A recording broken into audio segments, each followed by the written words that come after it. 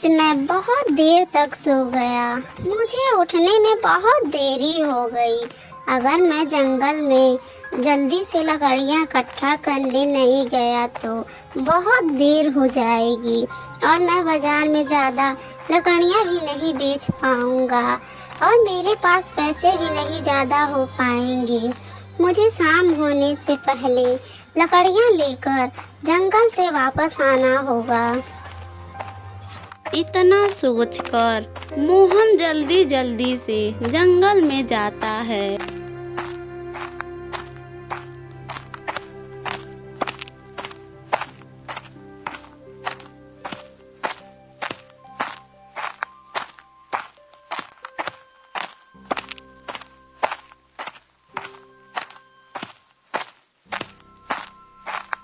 अरे ये क्या है?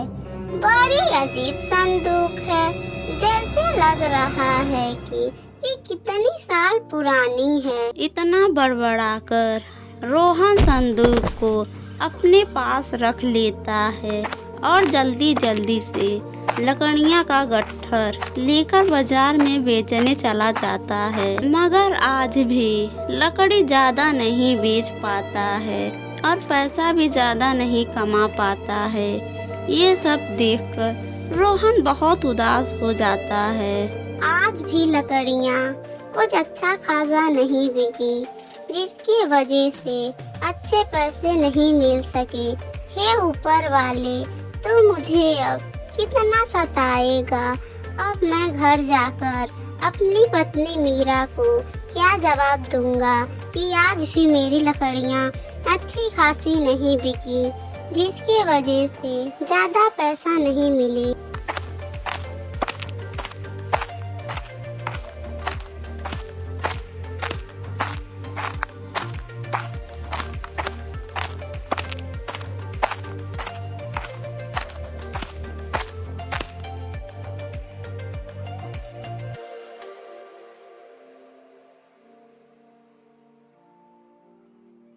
क्या हुआ जी? आज फिर इतने ही पैसे मिले? इतने से पैसे में तो घर का खर्च चलना बहुत मुश्किल है। क्या आज भी हम आधा पेट खाकर सोएंगे? क्या करूं मीरा, आज भी लकड़ियां बेचकर अच्छा दाम नहीं मिला। सुनिए जी, आखिर ये कब तक चलता रहेगा? आखिर कब तक हम गरीब रहेंगे? आप कोई दूसरा काम क्यों नहीं ढूंढते हैं जी, जिससे हम पेट भर खाकर सुकून की नींद सो सके?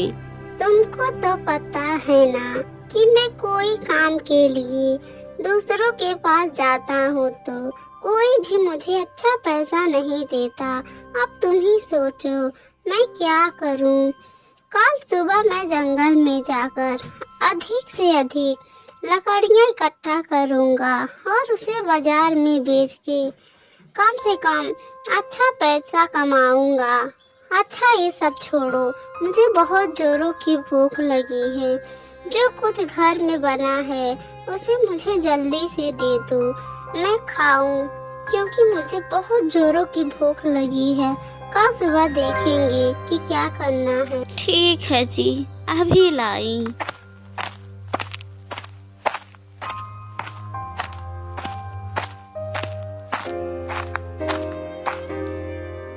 आज बस इतना ही है घर में। ठीक है, कोई बात नहीं, आओ तुम भी मेरे साथ खा लो। फिर रोहन और उसकी पत्नी साथ में मिलकर खाना खा लेते हैं और वो दोनों सोने के लिए बिस्तर लगा लेते हैं और रोहन की पत्नी बिस्तर पर लेटते ही गहरी नींद में सो जाती है, मगर रोहन को चिंता के कारण नींद नहीं आ रही थी। तभी रोहन की नज़र सामने रखे संदूक पर पड़ती है, जो उसने जंगल से आते हुए रास्ते में पाया था। अरे मैं तो इस संदूक के बारे में भूल ही गया।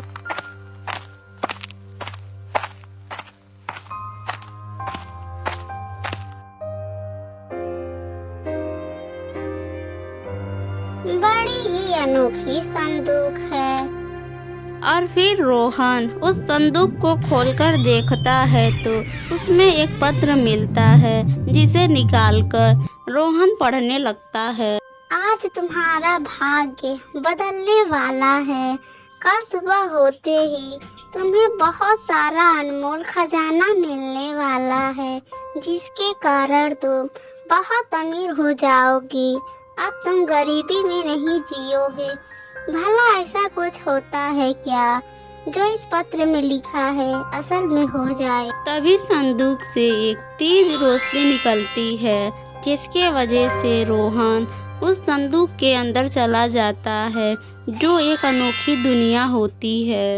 अरे ये मैं कौन सी दुनिया में आ गया और ये कौन सी जगह है? यह सब देखकर रोहन बहुत ही ज्यादा डर जाता है। उसे समझ में नहीं आ रहा था कि ये सब क्या हो रहा है। कहीं उस संदूक से जो पत्र मिला है उसमें लिखी बातें सच तो नहीं? क्या सचमुच मेरी भाग बदलने वाला है? क्या मुझे अनमोल खजाना मिलने वाला है? क्या मैं रातों रात अमीर हो जाऊंगा? अगर ऐसा हो गया तो मैं और मेरी मीरा एक सुखी जीवन बिताएंगे। और फिर रोहन घबराते हुए इधर उधर देखने लगता है। तभी रोहन की नज़र वहाँ पर रखे बहुत बड़े संदूक पर पड़ती है, और वह इतना बड़ा संदूक को देखकर बहुत ही ज्यादा भयभीत हो जाता है। बाप रे बाप, इतना बड़ा संदूक! फिर वह संदूक को जैसे ही खोलता है तो उसमें से बहुत तेज चमकीली रोशनी निकलती है। अरे अरे, ये कैसी रोशनी है? फिर रोहन डर से कांपते हुए उस संदूक को खोलता है तो उसे संदूक में एक पत्र मिलता है, जिसमें हिरण का आधा चित्र बना होता है। यह देखकर रोहन सोच में पड़ जाता है। अरे यह क्या, हिरण का आधा भाग का चित्र, लेकिन बाकी का आधा भाग कहाँ गया? कहीं ये चित्र मुझे खजाने तक पहुँचने में रास्ता तो नहीं बता रहा? रोहन सोच समझकर हिरण का आधा भाग का चित्र अपने पास रख लेता है और आगे चलने लगता है।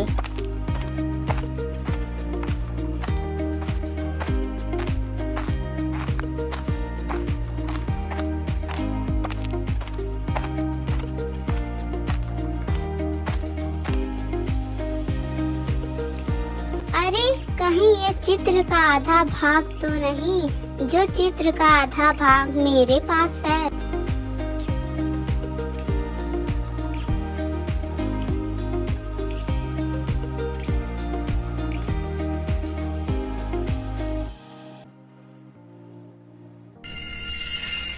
तभी रोहन चित्र के पीछे वाले भाग में लिखे शब्द को पढ़ता है। अरे पहाड़ का चित्र, इसमें ये क्या लिखा हुआ है? तुम्हें पहाड़ों के बीच बहुत सारे गुलाब का फूल खिले हुए मिलेंगे, जिसमें से एक गुलाब का फूल सुनहरा फूल है, जिसे तोड़ लेने से तुम्हें खजाने का आगे का रास्ता मिल जाएगा। अरे अब ये क्या, अगर खजाना पाना है तो आगे तो जाना ही पड़ेगा। रोहन चित्र पर लिखे शब्द को पढ़कर आगे की ओर चला जाता है। तभी कुछ समय चलने के बाद पहाड़ों के बीच खिले हुए गुलाब दिखाई देते हैं। ये तो वही पहाड़ है जो उस चित्र में था, लेकिन इस पहाड़ों के बीच में बहुत सारा खिले हुए गुलाब हैं, लेकिन इसमें सुनहरा गुलाब का फूल कौन सा है? रोहन गुलाब के फूल के बारे में सोच ही रहा था, तभी उसकी नज़र पत्थर से दबे हुए एक चिड़िया पर पड़ती है, जो दर्द से कराह रही थी। रोहन से उस चिड़िया का दर्द देखा नहीं गया और वह उस चिड़िया को पत्थर से निकालकर उस चिड़िया को बचा लेता है। तुम्हारा बहुत बहुत शुक्रिया मेरा जान बचाने के लिए। मांगो, इसके बदले में जो मांगना है मांग सकते हो। रोहन कुछ देर तक सोच में पड़ जाता है। अगर आप मुझ पर दया करके कुछ देना चाहती है तो आप मुझे इतना बता दीजिए कि इन फूलों में से कौन सा फूल सुनहरा गुलाब का फूल है। चिड़िया उड़ते हुए जाती है, एक गुलाब के फूल पर बैठती है। जैसे ही बैठती है वैसे ही गुलाब का फूल सुनहरे गुलाब के फूल में बदल जाता है। यह देखकर रोहन बहुत ही ज्यादा खुश हो जाता है। अरे वाह, सुनहरा गुलाब का फूल, अब तो मैं इसे जल्दी से तोड़ लेता हूँ। फिर रोहन जल्दी से उस सुनहरे गुलाब के फूल को तोड़ लेता है। तभी उसमें से एक चाबी निकलती है। अरे ये क्या चाबी? रोहन जल्दी से गुलाब के फूल में से चाबी निकाल लेता है। अरे अब ये क्या है? ये किस चीज की चाबी हो सकती है? और इस चाबी पर क्या लिखा हुआ है? इस चाबी के ताले खोलने पर तुम्हारा भाग्य बदल जाएगा और तुम रातों रात अमीर बन जाओगी। कहीं जो संदूक में जो पत्र मिला था और उसमें जो लिखा था, कहीं यह उसी खजाने की ओर संदेश तो नहीं दे रहा? पर मैं इस चाबी का ताला ढूंढूं कहाँ? तभी वह चाबी एक और संदेश देती है। लग रहा है कि ये चाबी मुझसे कुछ संदेश देना चाह रही है। मुझे इसके दिए हुए संदेश पर चलना ही होगा। शायद मुझे इस चाबी का ताला मिल जाए।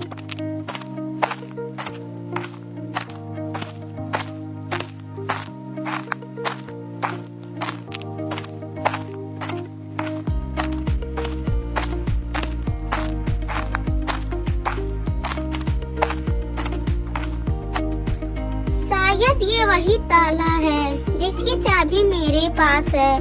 मुझे जल्दी से यह ताला जो मेरे पास चाबी है उससे खोलना चाहिए। फिर रोहन जल्दी जल्दी से ताला खोलता है, जिसके कारण गुफा का दरवाजा खुल जाता है। इसमें बहुत सारा अनमोल खजाना होता है, जिसे देखकर रोहन चकित रह जाता है।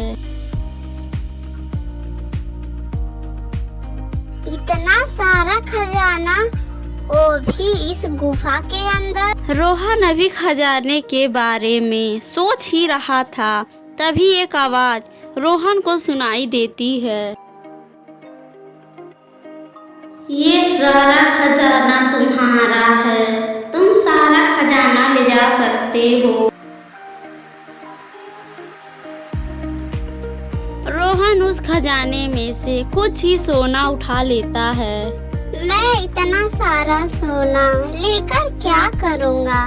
मेरे और मेरे पत्नी के लिए ये कुछ सोना ही काफी है। और ये सुनहरा गुलाब का फूल, मैं इसे अपने साथ अपने घर ले जाता हूँ। रोहन इतना कह ही रहा था कि तभी एक तेज चमकीली रोशनी होती है और रोहन संदूक से बाहर अपने घर आ जाता है। फिर रोहन घर आकर देखता है कि सुबह होने को है और वह जल्दी जल्दी अपनी पत्नी मीरा को उठाता है। मीरा, मीरा उठो, जल्दी उठो, देखो मुझे क्या मिला है। क्या हुआ जी? इतना सुबह सुबह इतना शोर क्यों मचा रहे हो? जैसे लग रहा है कि रातों रात तुम अमीर बन गए हो।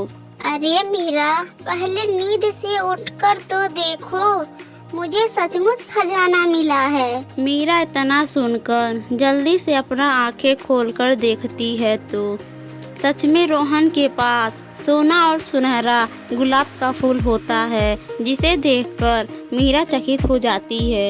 ये तो सोना है जी, लेकिन रात को आपको ये सोना कहाँ से मिला?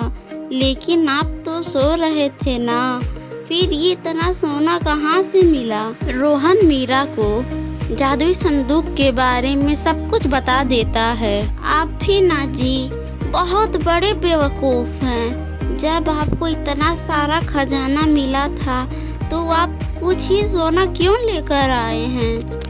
नहीं मीरा, ज्यादा लालच अच्छी बात नहीं है। इतना सारा सोना हमारे लिए बहुत है। कम से कम अब हम दोनों को भूखा तो नहीं सोना पड़ेगा। अब मैं इसे सुनार के दुकान पर बेच दूंगा और जितना पैसा मिलेगा उससे घर के लिए राशन लेकर आऊंगा। और हाँ, एक बात और, तुम उस संदूक से दूर रहना। उस संदूक को बिल्कुल मत खोलना, वो जगह बिल्कुल भी अच्छा नहीं है। ठीक है जी, मुझे पता है, मैं नहीं खोलूंगी। यह कहकर रोहन सोना लेकर बाजार में सुनार की दुकान पर बेचने चला जाता है।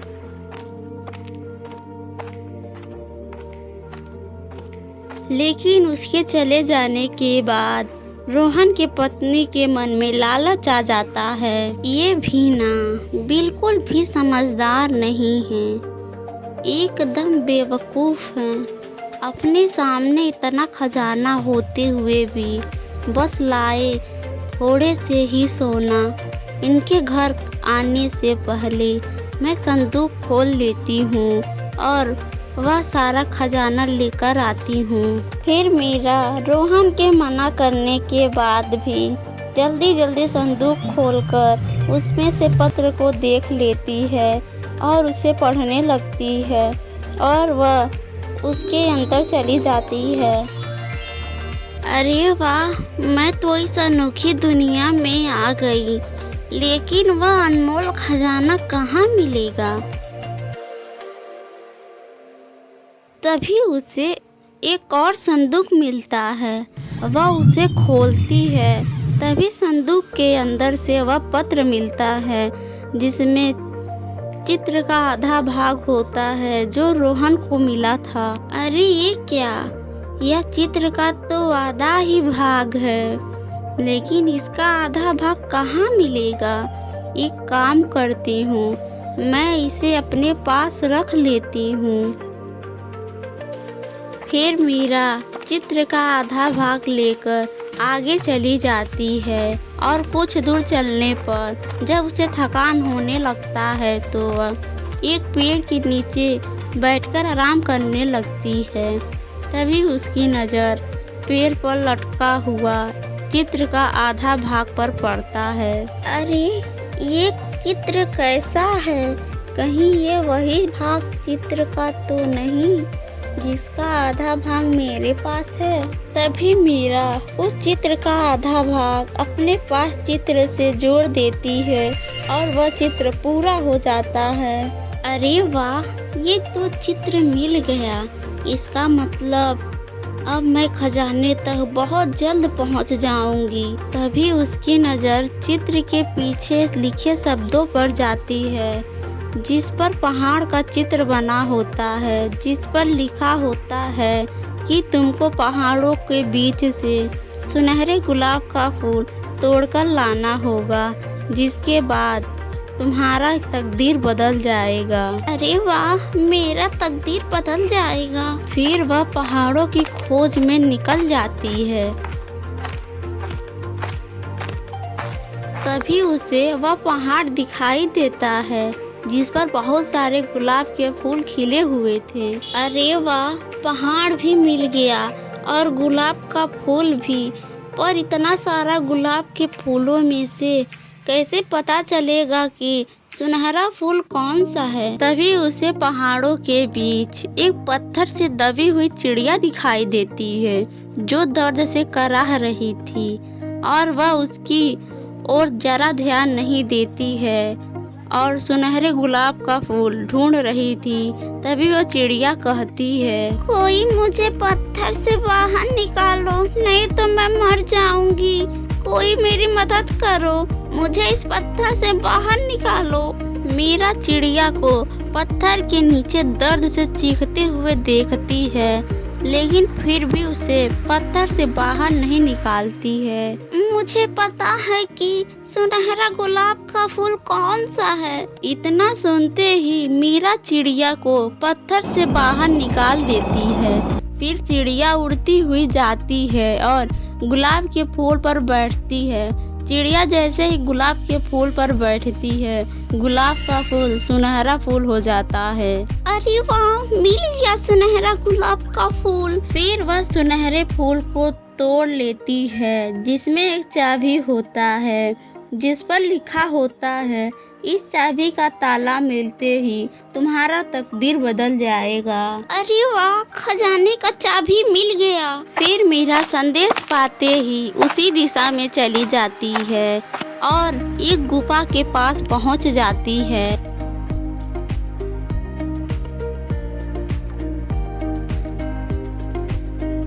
और वह उस चाबी से ताला खोलती है और ताला खोलते ही गुफा का दरवाजा खुल जाता है।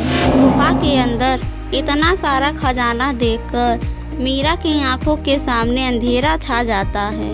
अरे वाह, खजाना, इतना सारा खजाना, ये सारा खजाना मेरा होगा और मैं रातों रात सबसे अमीर हो गई। तभी गुफा से एक आवाज आती है, ये सारा खजाना तुम्हारा है, तुम इसमें से जितना चाहे उतना खजाना ले जा सकती हो। मीरा का लालच और बढ़ जाता है और वह जल्दी जल्दी सोना लेने लगती है।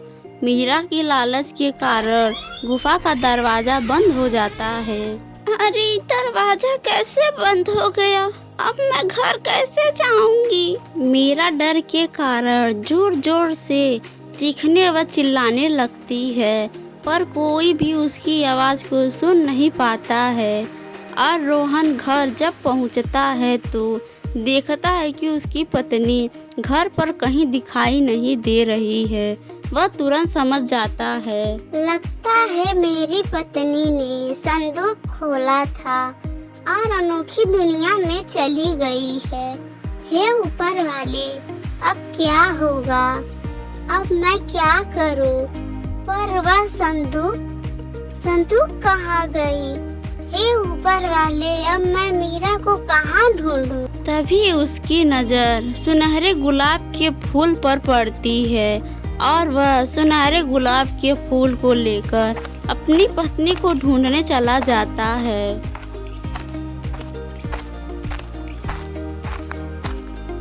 तभी रास्ते में जाते हुए उसे एक बहुत ही बूढ़े बाबा मिलते हैं, जिनको धूप के कारण बहुत ही ज्यादा प्यास लगी हुई थी और रोहन के पास बहुत ही कम पानी होता है। सुनो बेटा, मुझे बहुत ज्यादा प्यास लगी है, क्या तुम्हारे पास पीने के लिए पानी है? हाँ बाबा, मेरे पास इतना ही पानी है, लो इसे पी लो। तुमने मुझे पानी पिलाकर मेरे प्राणों की रक्षा की है। बोलो बेटा, तुमको क्या चाहिए? बाबा जी, मुझे कुछ नहीं चाहिए, मुझे बस मेरी पत्नी मीरा वापस चाहिए।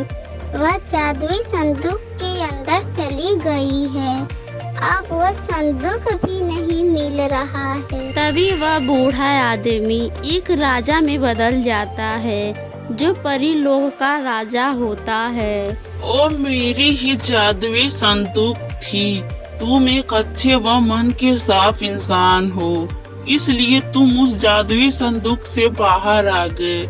लेकिन तुम्हारी पत्नी के मन में लालच था, इसी कारण वह संदूक के अंदर ही रह गई। मैं अपनी पत्नी की तरफ से आपसे माफी मांगता हूँ।